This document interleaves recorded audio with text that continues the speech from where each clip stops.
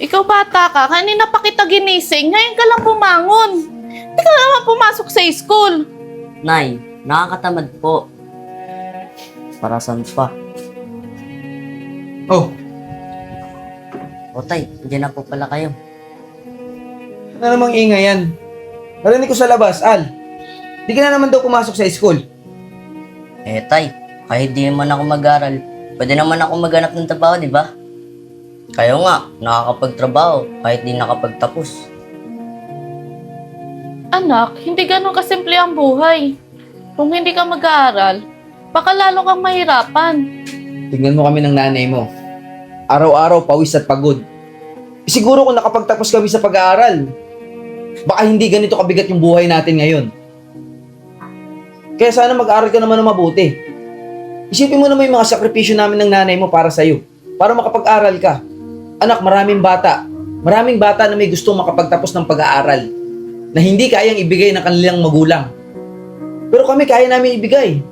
Simple lang yung buhay natin. Simple lang din yung pangarap namin. Yun ay yung makapagtapos ka sa pag-aaral mo. Anak, alisin mo yung katamaran mo sa katawan dahil lahat ng sinasabi namin sa'yo ay para sa'yo. Hindi yun para sa amin, anak. Anak, kaya gawin mong inspirasyon yung ibang bata na hindi nila matupad yung pangarap nila dahil walang kakayahan ang kanilang mga magulang. Pasensya na po, tay. Nay, di ko po naisip yun. Yan ang anak namin. Magsumikap ka, palagi lang kaming nasa likod mo. Anak, gusto lang namin na magkaroon ka ng maginhawang kinabukasan. Kaya pumasok ka para sa sarili mo. Kaya simula bukas pumasok ka na, ha?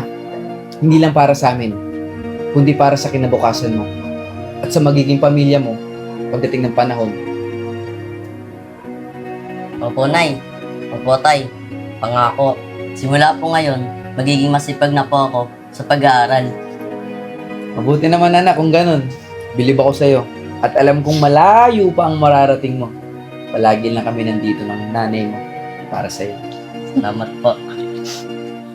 Huwag mong sayangin ang sakripisyo ng iyong mga magulang para lamang ikaw ay makapagtapos sa pag-aaral. Dahil hindi napupulot ang pera, lahat pinagpapaguran, dugo at pawis ang nakasalalay para lang tayo ay makapag-aral. Walang magulang na naghangad ng sobra-sobra para sa kanilang anak. Isang medalya para sa kanila ang makitang naaabot mo paunti-unti ang iyong pangarap.